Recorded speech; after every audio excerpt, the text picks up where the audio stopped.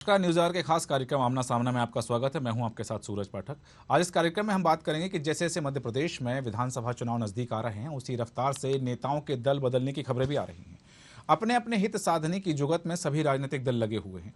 हर चुनाव से पहले जिस भी नेता को अपनी पार्टी में तवज्जो नहीं मिलती है या टिकट नहीं मिलती है तो वह दूसरी पार्टी का हाथ थाम लेता है। हाल ही में छत्तीसगढ़ में भाजपा के एक बड़े नेता ने कांग्रेस का दामन थाम लिया है। अब मध्य प्रदेश में भी भाजपा के एक पूर्व मंत्री के कांग्रेस में जाने की अटकलें सामने आ रही हैं। कौन है वह नेता और क्यों आ रही हैं भाजपा छोड़ने की खबरें, आज इसी मुद्दे पर करेंगे हम चर्चा। तो आइए शुरू करते हैं आमना सामना।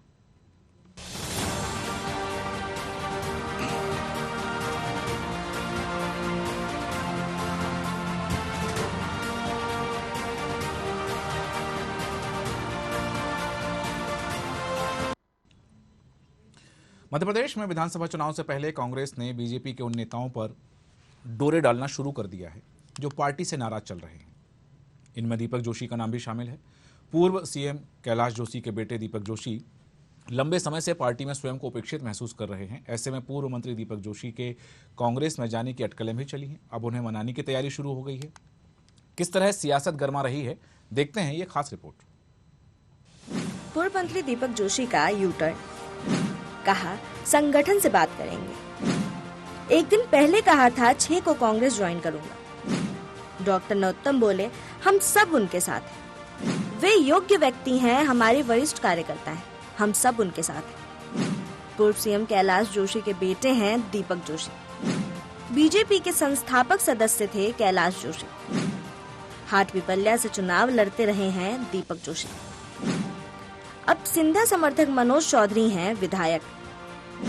जोशी की सीट पर मनोज चौधरी हैं विधायक।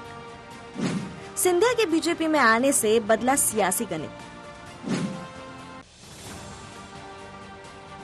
दरअसल मध्य प्रदेश में विधानसभा चुनाव से पहले कांग्रेस की नजर बीजेपी के ऐसे बड़े नेताओं पर है जो पार्टी से किसी न किसी कारण के चलते नाराज हैं।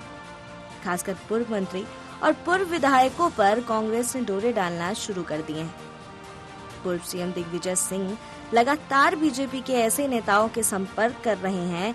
माना जा रहा है कि चुनाव से पहले बीजेपी के कई बड़े चेहरे कांग्रेस में शामिल हो सकते हैं। बता दें कि पूर्व मंत्री जयंत मलैया, डॉक्टर गौरीशंकर शेजवार, दीपक जोशी, रामकृष्ण कुसमरिया, ये वो नाम हैं जो मध्य प्रदेश के पार्टी के लिए स्तंभ कहे जा सकते हैं, जिनकी नाराजगी विधानसभा चुनाव में बीजेपी के लिए परेशानी खड़ी कर सकती है। ऐसे में कांग्रेस के बड़े नेता बीजेपी के ऐसे नेताओं के निरंतर संपर्क में हैं। बता दें इन नेताओं में से कई से ऐसे हैं जिन्हें उनकी परंपरागत सीट छीनकर ज्योतिरादित्य सिंधिया के साथ पार्टी में शामिल हुए नेताओं को तोहफे में दे दी गई है। जहां से सिंधिया के ये समर्थक 2020 के उपचुनाव जीत भी गए हैं। ऐसे में सियासी जमीन तलाशने के लिए ये नेता चुनाव से पहले बीजेपी से किनारा कर कांग्रेस का हाथ थाम सकते हैं। भारतीय जनता पार्टी एक डूबता हुआ जहाज है। भारतीय जनता पार्टी के पास ना नीति है ना नियत है। भारतीय जनता पार्टी का नेतृत्व लगातार एक कमजोर नेता के रूप में साबित हुआ है, जिसके भय से, जिसको देखते हुए आज भारतीय जनता पार्टी के तमाम नेता इस डूबते हुए जहाज से अलग होना चाहते हैं, क्योंकि वे जानते हैं कि राष्ट्र निर्माण में अगर किसी पार्टी का सहयोग रहा है वो कांग्रेस पार्टी है, जिसके साथ वे अपने आप को सुरक्षित महसूस करते हैं, गौरवान्वित महसूस करते हैं। अगर इस बेला में जो लोग कांग्रेस परिवार से जुड़ना चाहते हैं, इस देश के विकास से जुड़ना चाहते हैं, इस देश की अच्छी सोच के साथ आगे आना चाहते हैं, तो इसमें कोई दो मत नहीं होना चाहिए। एक दिन पहले तक कांग्रेस की सदस्यता लेने की बात कह रहे दीपक जोशी ने अब कहा है कि वे 6 मई को संगठन से बात करने के बाद फैसला लेंगे। सोमवार को जैसे ही जोशी के समर्थकों को कांग्रेस में जाने की सूचना मिली तो उनके घर भीड़ जुट गई। दिन भर उनके खेमे में लोगों में तरह तरह की चर्चा होने लगी। शाम को घर पहुंचे तो मीडिया ने उन्हें घेर लिया, जहां दीपक जोशी ने कहा कोरोना काल में उनकी पत्नी का निधन हो गया था। हमारे यहाँ मृत्यु के बाद 7 दिन तक वार्षिक शोक निवारण का कार्यक्रम चलता है। परिवार के सभी सदस्य घर आए हुए हैं। 5 मई की शाम को हवन पूजन के साथ कार्यक्रम विधिवत संपन्न हो जाएंगे। वे 6 मई को भोपाल जाकर अपनी स्थिति संगठन के दोनों पक्षों को अवगत कराने का प्रयास करेंगे। वे अपना निर्णय बताएंगे। मैं अपनी बात को चूँकि 5 तारीख तक मेरे यहाँ मेरी पत्नी के देहावसान के बाद शोक निवारण का जो कार्यक्रम चलता है वो 7 दिन चलता है। हमारे पिताजी परिवार के सभी सदस्य यहाँ पर आए हुए हैं और 5 तारीख की शाम को हवन पूजन के साथ वो कार्यक्रम विधिवत हो जाएगा। मैं 6 तारीख को भोपाल जाकर अपनी स्थिति से संगठन के दोनों पक्षों को अवगत कराने का प्रयास करते हुए अपना जो निर्णय है उस निर्णय को आगे बढ़ाने का प्रयास करेंगे। गृह मंत्री नरोत्तम मिश्रा ने दीपक जोशी के कांग्रेस में शामिल होने के सवाल पर कहा, दीपक जी उनके साथी हैं, मंत्रिमंडल में भी साथ रहे, योग्य व्यक्ति हैं, राजनीति के संत, बट वृक्ष जिसके नीचे नरोत्तम जैसे कई नेता बने उनके पुत्र हैं दीपक जोशी। वे हमारे वरिष्ठ कार्यकर्ता हैं, हम सब उनके साथ हैं। हमारे वरिष्ठ कार्यकर्ता हैं, मेरे साथ मंत्रिमंडल में रहे हैं, बहुत योग्य व्यक्ति हैं, समर्पित व्यक्ति हैं और राजनीतिक संत जिन्हें कहते थे, जिनकी जिस वृक्ष की छाया में नरोत्तम जैसे अनेक लोग पार्टी से जुड़े और विकसित हुए, दीपक हमारे ऐसे कार्यकर्ता। देवास जिले के हाटपिपलिया विधानसभा सीट से कभी पूर्व मंत्री दीपक जोशी मैदान में उतरा करते थे। अब ये सीट कांग्रेस से बीजेपी में आए मनोज चौधरी के पास है। ऐसे में पूर्व सीएम स्वर्गीय कैलाश जोशी के बेटे दीपक का सियासी भविष्य भी संकट में है। 6 मई को वे क्या फैसला लेते हैं और इसका विधानसभा चुनाव पर कितना असर होगा, ये आने वाले दिनों में साफ हो जाएगा। Desk report, news hour Bhopal. सियासत में नया उबाल, जैसे जैसे चुनाव नज़दीक आ रहे हैं, इस पार्टी से उस पार्टी से मैं उस पार्टी से इस पार्टी में लोगों का आना जाना लगातार जारी है और ये क्रम और ये स्पीड थोड़ी और भी बढ़ सकती है। लेकिन पार्टियों को इससे क्या असर पड़ेगा और ख़ासतौर से उनके साथ जो उनके समर्थक हैं, उनके कार्यकर्ता हैं, फिर उनकी क्या स्थिति होगी, मतदाताओं पर क्या असर पड़ेगा, इन तमाम सवालों के जवाब के लिए हम चर्चा करेंगे। चर्चा में खास मेहमान हमारे साथ हैं कांग्रेस प्रवक्ता कुंदन पंजाबी जी। कुंदन जी, बहुत स्वागत है आपका न्यूज़ आवर में। साथ ही हमारे साथ हैं भाजपा नेता अनिरुद्ध शर्मा जी। अनिरुद्ध जी, आपका भी बहुत स्वागत करते हैं।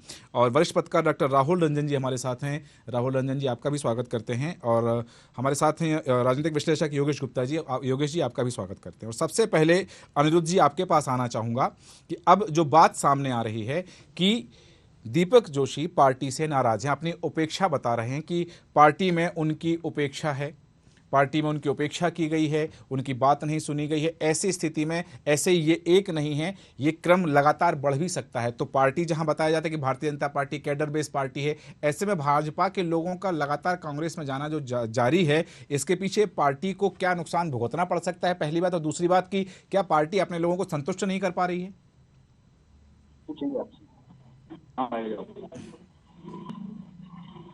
सामने देखो जी अनिरुद्ध जी, बोलिए, आपको आवाज आ रही है हमारी? अनिरुद्ध शर्मा जी, आप हम मुझे सुन पा रहे हैं?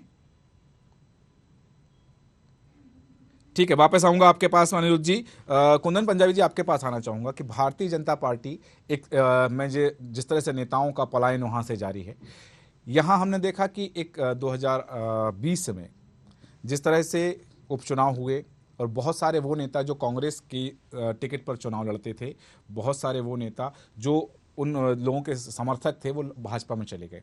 आज हम बहुत सिंधिया गुट की बात करें, सिंधिया गुट के बहुत सारे नेता चले गए। अब भाजपा के वो नेता जो अपने आप को उपेक्षित महसूस कर रहे हैं, कांग्रेस में आ रहे हैं।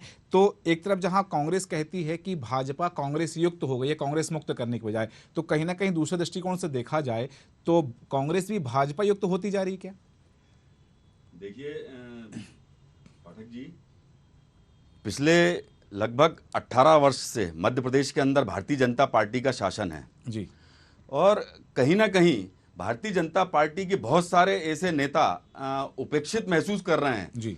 और खास तौर पर सिंधिया जी के भारतीय जनता पार्टी के अंदर जाने के बाद तो ये स्थिति और ज्यादा बिगड़ चुकी है, क्योंकि उनके जो पुराने 35 साल 40 साल 45 साल 42 साल से जो पार्टी के कार्यकर्ता थे, वो कहीं ना कहीं उपेक्षित हैं और दुखी हैं, क्योंकि अब सिंधिया जी के लोग आके कंधे पे सवारी करके बैठ गए हैं जी। और उन लोगों का कहीं भविष्य उन लोगों को सुरक्षित दिखाई नहीं दे रहा।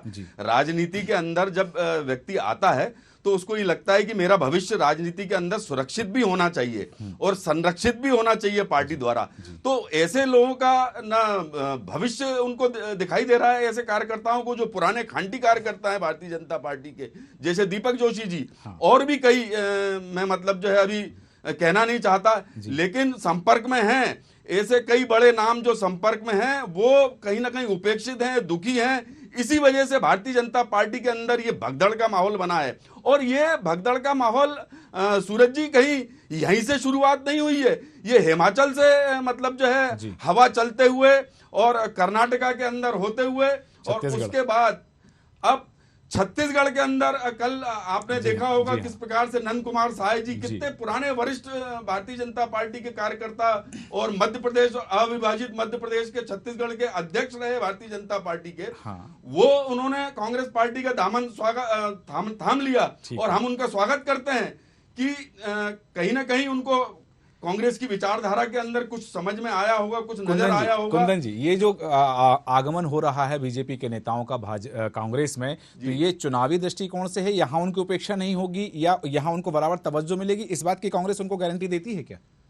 देखिए, कांग्रेस ने खुले दिल से ऐसे लोगों का स्वागत किया है जो निर्भाव भाव से और हमारी पार्टी की रीति नीतियों से प्रभावित होकर कांग्रेस पार्टी ज्वाइन कर रहे हैं, तो उन लोगों का कांग्रेस पार्टी खुले दिल से स्वागत भी कर रही है। और ऐसे लोग अगर आना चाह रहे हैं तो खुले दिल से आना चाह रहे हैं तो उनका स्वागत है, ठीक है, बिल्कुल पार्टी स्वागत करेगी। बिल्कुल, कांग्रेस पार्टी उन लोगों का स्वागत कर रही है जो जिनकी अपेक्षा भारतीय जनता पार्टी में की जा रही है। अनिरुद्ध शर्मा जी, आपको मेरी आवाज आ रही है? आप मुझे सुन पा रहे हैं? अनिरुद्ध शर्मा जी, जिस तरह से भारतीय जनता पार्टी में लगातार नेताओं का पलायन जारी है और वो नेता पार्टी छोड़ करके कांग्रेस में जा रहे हैं, कहा जाता है कि Bharatiya Janata party cadre base party है, लेकिन वो कैडर बेस पार्टी जो समर्पण भाव दिखता था अब नहीं है, क्योंकि कहीं ना कहीं व्यक्ति के अपने स्वार्थ भी हावी होते हैं। तो ऐसी स्थिति में भारतीय जनता पार्टी को जो नुकसान होता दिख रहा है, वर्तमान जो चुनाव आने वाले हैं उन चुनावों में, क्या भारतीय जनता पार्टी अपने लोगों को, अपने नेताओं को संतुष्ट नहीं कर पा रही? तो उसके पीछे क्या कारण है? सर, मैं आपको एक जानकारी देना चाहता हूँ। भारतीय जनता पार्टी का जो कार्यकर्ता है वो पूर्ण रूप से निष्ठावान कार्यकर्ता है। ठीक है, वो अपनी पूरी मेहनत से कार्य करता है, लगन से कार्य करता है। कहीं ना कहीं ये भारतीय जनता पार्टी का आज जो क्षेत्रफल है बहुत बढ़ गया है। कहीं ना कहीं परिवार का स्वरूप जो है बढ़ गया है। इस परिवार में कहीं ना कहीं किसी प्रकार की संतुष्टि चलती रहती है। हम उसको हमारे घर में बैठ के, लेकिन जब व्यक्ति ही घर से बाहर चला जाए तो फिर कैसे संतुष्ट करेंगे? पार्टी स्तर पर, संगठन स्तर पर। अनिरुद्ध जी, जब व्यक्ति ही घर से बाहर चला जाए तो फिर संतुष्टि कैसी? अनिरुद्ध जी, मैंने जो पूछा कि आपने कहा कि परिवार है, परिवार में चीजें चलती रहती हैं, संतुष्टि असंतुष्टि होती रहती है, लेकिन जब यदि व्यक्ति घर से बाहर ही चला गया और दूसरे खेमे में चला गया तो फिर उसको संतुष्ट कैसे कर पाएंगे? तो मैं कहना चाहूंगा, जनता पार्टी के जो राजतंत्र रहे जो कि उनके सुपुत्र हैं आदरणीय दीपक जी जो कि भारतीय जनता पार्टी के बहुत वरिष्ठ नेता है। उनके पत्नियों पर लाखों। चलिए अनिरुद्ध जी ये बताइएगा मुझे, आप उनके समर्थक हैं? आप उनके समर्थक हैं? आप दीपक जोशी जी के समर्थक हैं? भारतीय जनता पार्टी के कार्यकर्ता। अनिरुद्ध जी, आप उनके समर्थक हैं या नहीं? आप दीपक जोशी जी के समर्थक हैं? और यदि हैं तो, और वो कांग्रेस में जाते हैं तो आप उनके साथ होंगे या पार्टी के साथ होंगे? ठीक है, वापस आऊंगा आपके पास में सवाल के उत्तर के लिए। डॉक्टर राहुल रंजन जी, आपके पास आना चाहूंगा। अब जो सियासी समीकरण बन रहे हैं मध्य प्रदेश की राजनीतिक परिदृश्य में यदि हम देखते हैं तो बहुत सारे नाम हैं। यदि हम बात करें हाट पिपल्या सीट की, तो हाट पिपल्या सीट पर सिंधिया समर्थक डॉक्टर मनोज चौधरी को सीट दे दी गई है, वो वर्तमान में वहां से विधायक हैं। हम बात करें पूर्व मंत्री जयंत मलिया की, हम बात करें गौरीशंकर शेजवार की, हम बात करें दीपक जोशी की, हम बात करें रामकृष्ण कुसमरिया की। ये लंबी फेहरिस्त है जो बीजेपी से असंतुष्ट हैं। भारतीय जनता पार्टी में एक बात जो चर्चा आती है, एक बात कहीं ना कहीं आती है कि ये लोग जो मार्गदर्शक मंडल में हैं या मार्गदर्शक मंडल का एक खाका बना दिया जाता है, लेकिन नेताओं की असंतुष्टि तो कहीं ना कहीं उजागर होती है और उभर कर सामने आती है। तो भारतीय जनता पार्टी को यह नुकसान उठाना पड़ेगा। इसका डैमेज कंट्रोल कैसे करेगी भारतीय जनता पार्टी? देखिए पाठक जी, क्या होता था पहले भारतीय जनता पार्टी में संगठन और सत्ता इन दोनों के बीच में सामंजस्य बिठाने के लिए व्यक्ति को बिठाया जाता था।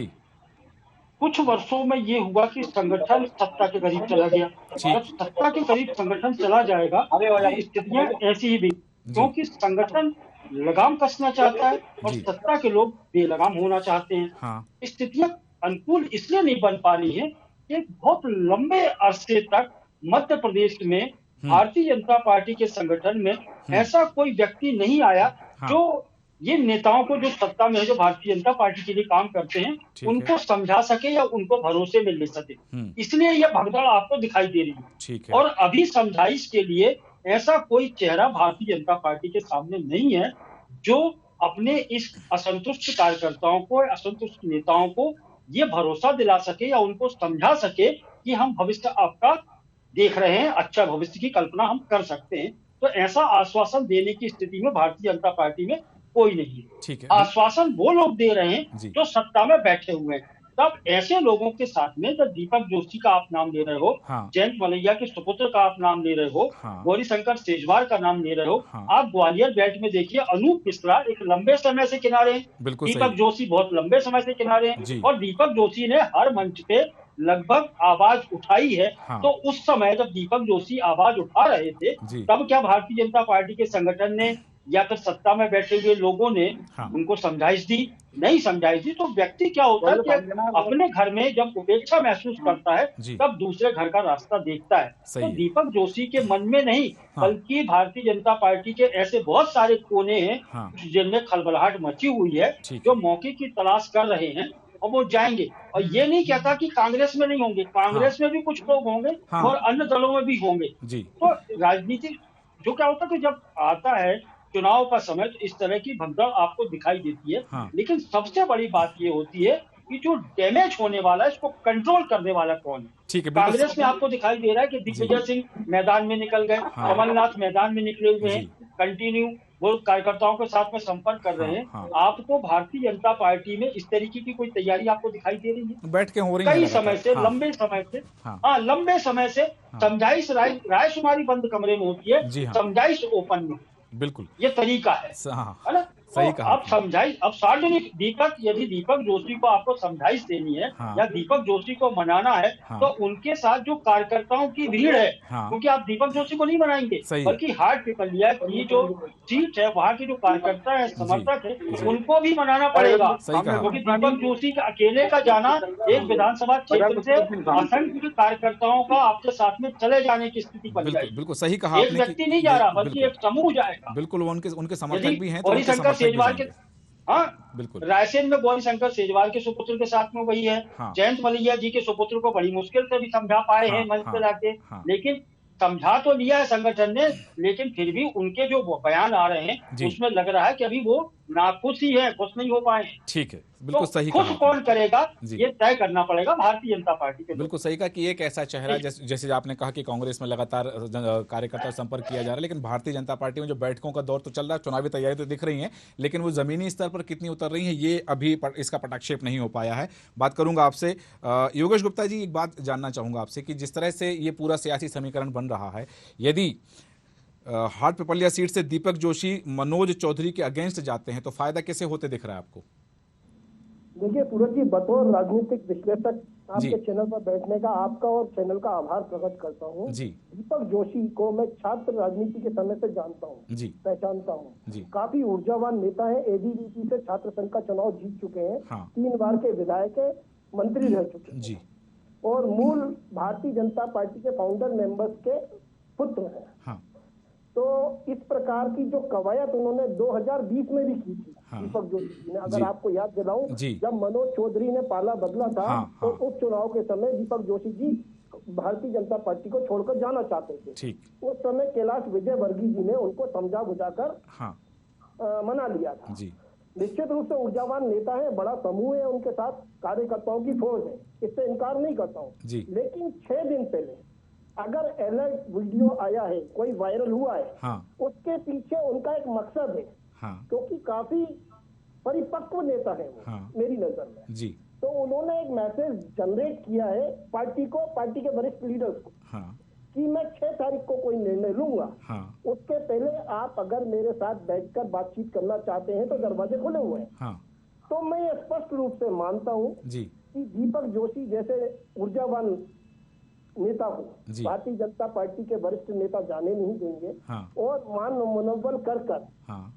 उनको समझाइश देकर वो बीजेपी में यथावत बने रहेंगे, ऐसा मैं मानता हूं, क्योंकि 2023 में विधानसभा के चुनाव में कहीं ना कहीं से उनको एडजस्ट करने की कोशिश की जाएगी। हाँ। इन केस नहीं भी होते हैं तो 2024 लोकसभा का चुनाव भी है। बिल्कुल सही कहा आपने कि यहाँ एक मैनेज करने की कोशिश होगी। स्पष्ट रूप से कि दीपक जोशी बीजेपी छोड़कर नहीं जाने वाले। ठीक है, बिल्कुल जैसा कि आपने कहा कि ये कयास भी सियासी गलियारों में लगाए जा रहे हैं कि ये उनकी चूंकि बहुत परिपक्व नेता है, उनको पता है कि कब कहाँ कैसे क्या करना है, कब कौन सा मैसेज देना है और कब मीडिया में क्या बात कहनी है। तो हालांकि जो बात सामने आ रही थी कि उनको तवज्जो नहीं मिल रही थी, तो इस मामले में उन्होंने 6 दिन का समय दिया कि पार्टी के नेता यदि मुझसे आके बात, हालांकि उन्होंने स्पष्ट कहा है कि मैं 6 तारीख को भोपाल पहुंचूंगा और वहां पर पार्टी के सत्ता पक्ष से भी और संगठन पक्ष से भी चर्चा करूंगा और उसके बाद में अपना निर्णय लूंगा। अभी उनका निर्णय क्या होगा ये तो बाद में आएगा। अनिरुद्ध शर्मा जी, मैं आपसे मुखातिब था और जो मैंने आपसे सवाल किया था कि आप दीपक जोशी के समर्थक हैं या नहीं?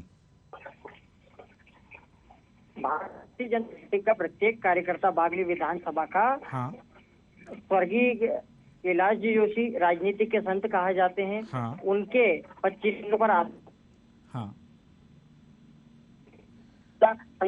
कि उस रीति नीति को आदरणीय कैलाश जी जोशी के नेतृत्व में सीखा है। उन्हीं कार्यकर्ताओं जी, मेरा सवाल था आप उनके समर्थक हैं या नहीं? हाँ या ना बताइए। जी बिल्कुल आप उनके समर्थक हैं। यदि वो पार्टी छोड़ के जाते हैं, वो कांग्रेस का दामन थामते हैं, तो आप उनके साथ जाएंगे?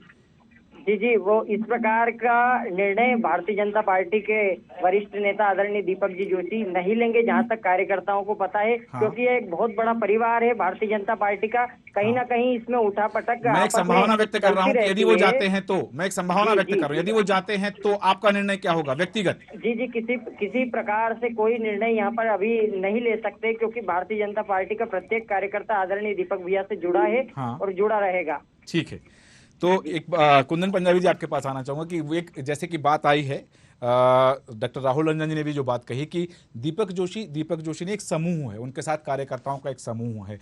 वो कार्यकर्ता जो हाट पिपलिया विधानसभा सीट पर कांग्रेस के कार्यकर्ता दीपक जोशी के खिलाफ खड़े हुआ करते थे, उनके समर्थकों के खिलाफ खड़े होकर के नारेबाजी करते थे, यदि वो आते हैं और आपकी पार्टी में आते समर्थकों के साथ आते हैं तो फिर वो सारे कांग्रेस के जो वर्तमान कार्यकर्ता हैं और वो कार्यकर्ता जो भारतीय जनता पार्टी के लिए काम करते थे विरोधाभासी विचारधारा में रहते हुए, तो उनका समन्वय कांग्रेस कैसे बिठाएगी? देखिए, निश्चित रूप से सूरज जी, दीपक जोशी जी को मैं भी पिछले बहुत लंबे समय से जानता हूँ। भोपाल के अंदर ही दीपक जोशी जी की शिक्षा दीक्षा हुई है और छात्र राजनीति में हम लोगों ने साथ में काम किया। वो ABVP के अंदर काम करते थे, हम NSUI के अंदर काम करते थे। वो हमीदिया कॉलेज के छात्र नेता थे, हम रविंद्र कॉलेज के छात्र नेता हुआ करते थे। उनके अंदर जो संभावनाएं हैं यहाँ आने की, ये निर्णय तो उनको ही करना है।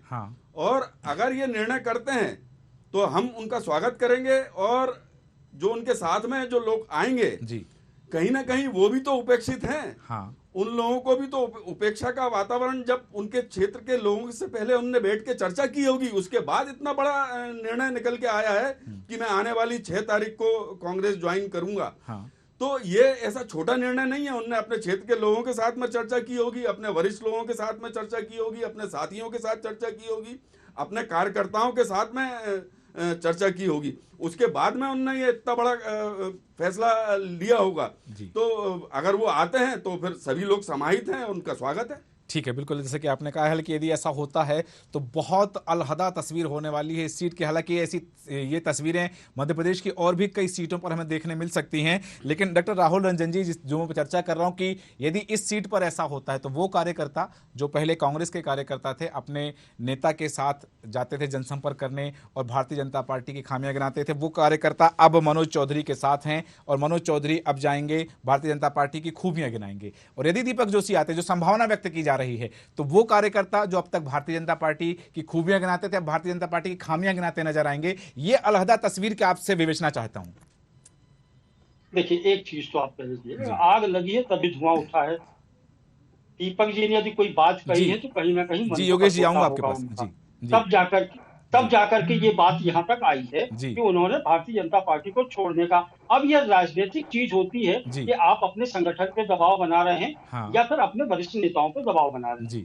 ठीक, दूसरी बात क्या हुई कि अभी आपने देखा होगा कि भारतीय जनता पार्टी सारे लोग शामिल हुए थे ज्योतिरादित्य सिंधिया के साथ, उनको उपचुनाव लड़ाया गया तो जीत गए लोग। जी उस समय लहर थी। हाँ। जब हवा चलती है तो उसके साथ में बहुत कुछ उड़ जाता है। बिल्कुल यहाँ भी स्थिति ये है कि अब हवा चलना शुरू हुई है राजनीति की और विधानसभा चुनाव की। इसमें इसको आपको बिल्कुल महसूस करना पड़ेगा कि इसमें हो सकता है कि कुछ बड़े बड़े दरख्त उखड़ जाएं और हो सकता है कि किसी एक कागज के टुकड़े को भी हवा न लगे। तो ये जो दीपक जोशी जैसे लोग हैं, ये भारतीय जनता पार्टी में दरख्त जैसे लोग हैं। एक ऐसे व्यक्ति के सुपुत्र हैं जिन्होंने जी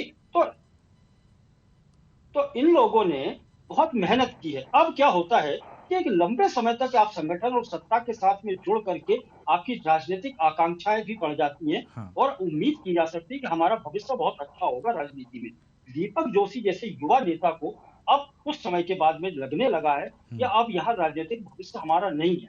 आप यहाँ दूसरी कल्पना कीजिए कि जब ज्योतिरादित्य सिंधिया एक लंबी पारी खेलने के बाद में कांग्रेस में उनकी जब मोह भंग हो गया और वो भारतीय जनता पार्टी में आ गए, तो दीपक जोशी जैसा युवा नेता क्यों नहीं सोच सकता ये बात को? तो राजनीति में उपेक्षा बहुत बड़ा डंक है। ये इतना बड़ा विष है कि हर कोई इसको बर्दाश्त नहीं कर पाता। एक लंबे समय तक कह देना जरूरी होता है। दीपक जोशी की उपेक्षा का जहां तक हम लोग देख रहे हैं, उनको वहां की लोकल मीटिंग्स में तक नहीं बुलाया जाता। लोकल जो कार्ड होते हैं आयोजनों के जो पार्टी करवाती है या संगठन के लोग कराते हैं, उनमें भी उनको न्योता नहीं दिया जाता। खुल करके समय समय पर ये बात आती है। तो जिस व्यक्ति विधायक रहा हो, उस व्यक्ति को वहां का सरपंच पंच भी न पूछे, वहां का पार्षद भी न पूछे, तो फिर कैसी स्थिति अनुकूल होती है क्या?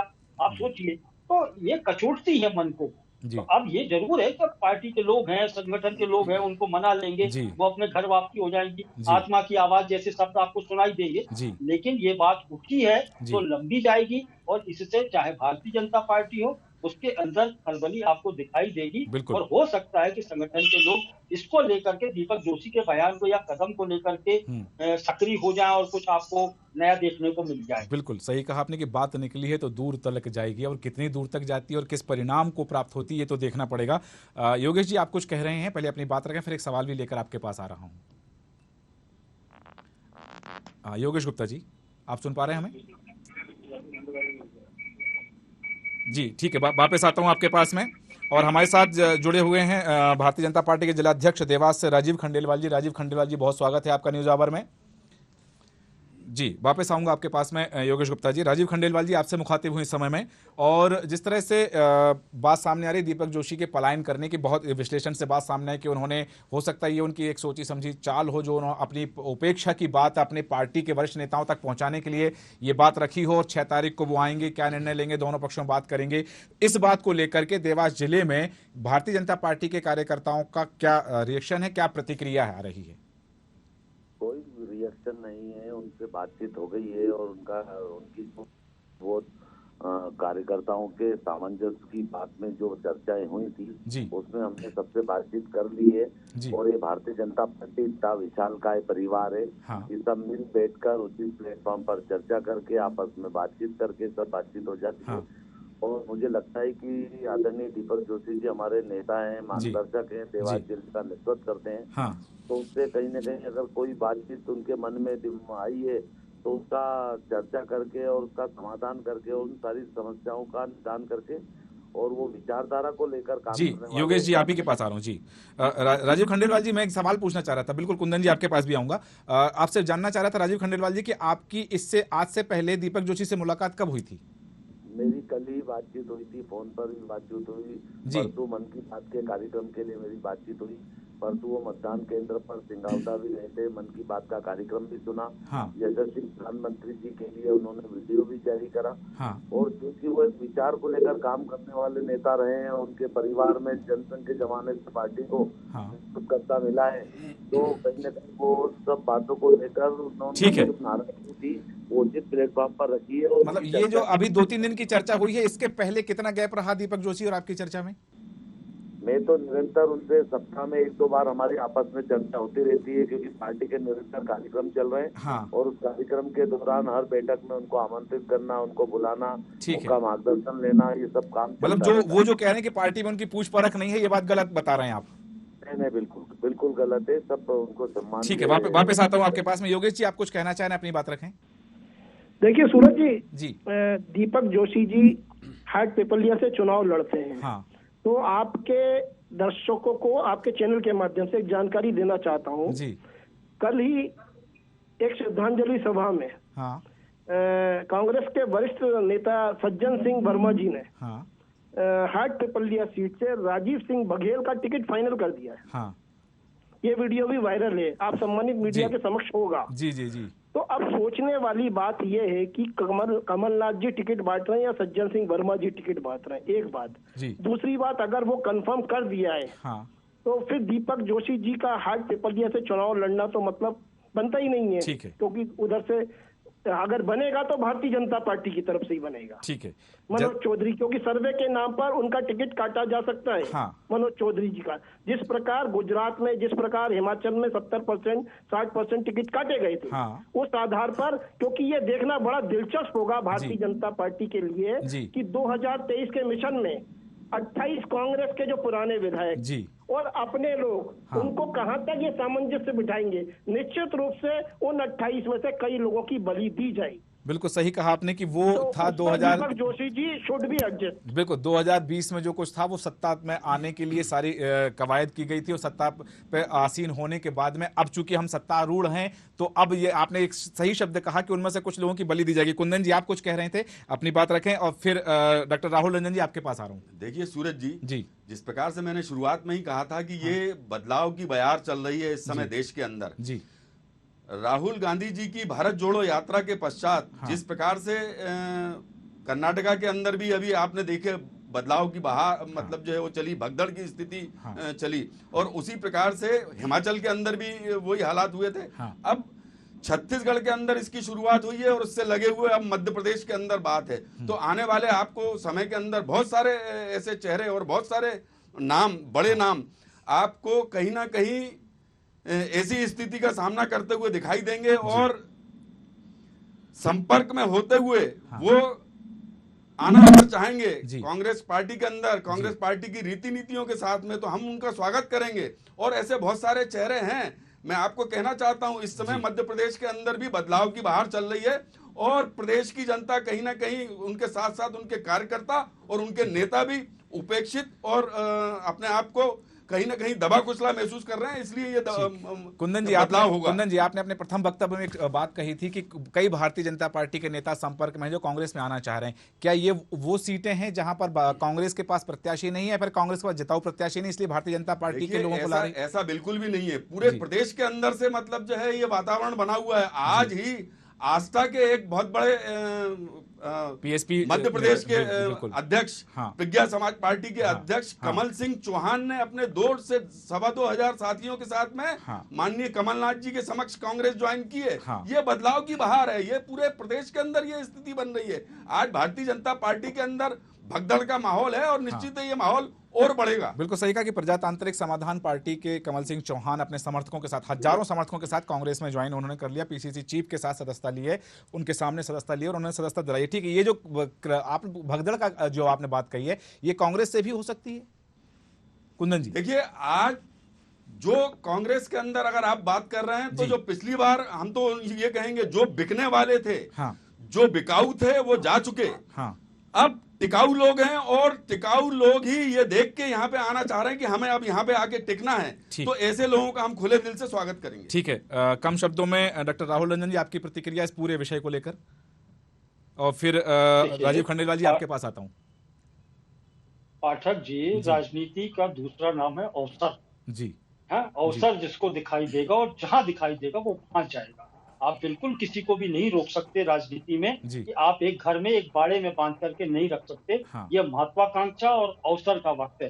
और दूसरी चीज आपको बता दें, अभी तक विकल्प मध्य प्रदेश में दिखाई नहीं दे रहा था। भारतीय जनता पार्टी और कांग्रेस एक नई राजनीतिक दल की एंट्री मध्य प्रदेश में सुगबुगाहट शुरू हो गई है। अब स्थितियां ये हैं कि यदि भारतीय जनता पार्टी का भी नाखुश व्यक्ति और कांग्रेस का नाखुश व्यक्ति भी वो मंच को पकड़ने के लिए लालायित है, तो विकल्प एक तीसरा खड़ा हो गया है। इसलिए राजनेताओं की ये जो महत्वाकांक्षाएं हैं आपको उभर करके कुछ समय में और दिखाई देंगी। बस कुछ महीने आप इंतजार कीजिए। हाँ। ये भगदड़ नहीं, ये बहुत बड़ी आंधी आपको दिखाई देगी और हर मंच पे 200-300 नहीं, हजारों की तादाद में दिखाई देंगे। कहीं कांग्रेस के मंच पे दिखाई देंगे, कहीं भारतीय जनता पार्टी के दिखाई देंगे, और जब दोनों को कोई संतुष्ट नहीं कर पाएगा तो वो तीसरे मंच पे दिखाई देंगे। वो एंट्री हो रही है। बिल्कुल सही कहा आपने कि राजनीति का दूसरा नाम अवसर है, और अवसरवादिता में कौन कहां तक पहुंच सकता है इसकी हम कल्पना नहीं कर सकते हैं। राजीव खंडेलवाल जी, ये जो सारी चीजें चल रही हैं, जैसा कि कहा जा रहा है कि मनोज चौधरी का टिकट काटा जा सकता है, संभावना व्यक्त कर रहे हैं, और सर्वे की बात अभी हम नहीं करेंगे क्या सर्वे आया है। तो यहाँ यदि हम दीपक जोशी जी की बात करें कि वो कांग्रेस में चले जाते हैं, तो भारतीय जनता पार्टी की दूसरी पंक्ति का नेता हाट पिपलिया में कौन है? भारतीय जनता पार्टी में हर स्तर पर नेता अपने हिसाब से पार्टी की विचारधारा को लेकर काम करते हैं जी। और जहाँ तक टिकट का सवाल है, तो टिकट भारतीय जनता पार्टी का राष्ट्रीय और प्रदेश स्तर पर तय करता है। इस आधार पर इस कार्यकर्ता को टिकट देना है जी। तब जिस कार्यकर्ता को टिकट दिया जाता है वो कमल के फूल के निशान पर लड़ता है। हाँ। और सारे नेता उसमें लगकर उसके लिए विजय अभियान लगाकर काम करते हैं।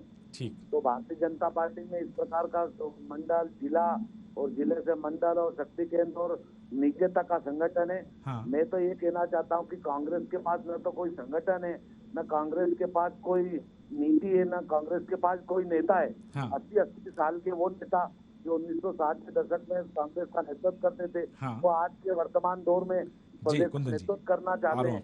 मुझे तो लगता है कि ऐसे नेताओं को मध्य प्रदेश की सरकार ने नकार दिया है। हाँ। और अगर वो किसी जोड़ तोड़ के चक्कर में 15 महीने की सरकार भी बनाई थी, हाँ। उससे प्रदेश में जो हज हुआ था। तो राजीव जी, आप जो कह रहे हैं कि 80 साल के लोगों को, नेताओं को दरकिनार कर दिया गया, तो आपके यहाँ तो 75 के बाद मार्गदर्शन मंडल में डाल दिया जाता है? बिल्कुल, उनका नेतृत्व लिया जाता है, उनका मार्गदर्शन लिया जाता है, और सभी का एक विजन को लेकर काम करने वाली भारतीय जनता पार्टी है। उसमें वरिष्ठों का सम्मान और वरिष्ठों से मार्गदर्शन जरूर लिया जाता है जी। पर उनको नेतृत्व करने के लिए इस प्रकार से कोई चेहरा ही नहीं है कांग्रेस के पास। तो चलिए ठीक है, वापस आता हूँ आपके पास, वापस आता हूँ राजीव जी आपके पास। कुंदन जी अपनी बात रखें, कुछ कहना चाह रहे हैं? करूँ तो यहाँ कोई उम्मीदवार ही नहीं है उनका। ठीक, खंडेलवाल जी, ठीक है। आपकी भारतीय जनता पार्टी के अंदर कोई विजन नहीं है, आप सिर्फ इवेंट करते हैं, और इस प्रदेश की जनता को आपने पिछले 18 साल के अंदर दिया क्या? इस प्रदेश की जनता को आपने बेरोजगारी दी, आपने व्यापम दिया, आपने घपले दिए, आपने घोटाले दिए, इस प्रदेश की जनता को बेरोजगारी दी, आपने मध्य प्रदेश के अंदर महिला अत्याचार दिया, बलात्कार में आज मध्य प्रदेश नंबर 1 पे है, अपराधों में नंबर 1 पे है। अगर भारतीय जनता पार्टी का शासन इतना अच्छा होता ना, तो आपके यहाँ भगदड़ नहीं मचती। पूरे मध्य प्रदेश सहित पूरे देश में आज भगदड़ है, और लोग कांग्रेस की तरफ और राहुल गांधी जी की तरफ आज आशा भरी निगाहों से देख रहे हैं। ठीक है, भारतीय जनता पार्टी का तिलस्म बिखर चुका है पूरे देश के अंदर। आज मध्य प्रदेश के अंदर जनता मध्य प्रदेश के मुख्यमंत्री के रूप में माननीय कमलनाथ जी को देखना चाहती है। ये बहुत बड़ा परिवर्तन होगा, आप देखना। ठीक है, आने वाले 2023 में आपको प्रदेश की जनता घर में बिठा लेगी। ठीक है, ठीक है, ठीक है, ठीक है राजीव खंडेलवाल जी, तैयारी कर ली है मध्य प्रदेश की जनता ने। आपकी विकास यात्राओं के अंदर आप लोगों की क्या हालत हुई आप जानते हैं। आपके विधायकों को, आपके कार्यकर्ताओं को और उस सरकारी यात्रा को खदेड़ा गया पूरे प्रदेश के अंदर। आज मध्य प्रदेश की जनता अपने आप को पूरी तरीके से ठीक है, राजीव खंडेलवाल जी, कुंदन पंजाबी जी, मध्य प्रदेश को महंगाई दी, आपने मध्य प्रदेश को बेरोजगारी दी। ठीक है, राजीव जी, कुंदन जी, व्यापम दिया, आपने मध्य प्रदेश को घपले दिए, घोटाले दिए। उसके अलावा मध्य प्रदेश को आपने वादे किए और घोषणावीर की घोषणाएं की दी है आपने मध्य प्रदेश। ठीक है, राजीव जी, को आगे ले जा। ठीक है, राजीव जी, कुंदन जी, अब चूंकि हमारे पास विषय बहुत सारे हैं और इस विषय पर हम लंबी चर्चा कर सकते हैं, पर समय का अभाव है, इसलिए समय हमें अनुमति नहीं देता। चर्चा को यहाँ हम विराम देंगे। राजीव खंडेलवाल जी, कुंदन पंजाबी जी, डॉक्टर राहुल रंजन जी, योगेश गुप्ता जी और अनिरुद्ध शर्मा जी, आप सभी का धन्यवाद चर्चा में शामिल होने के लिए।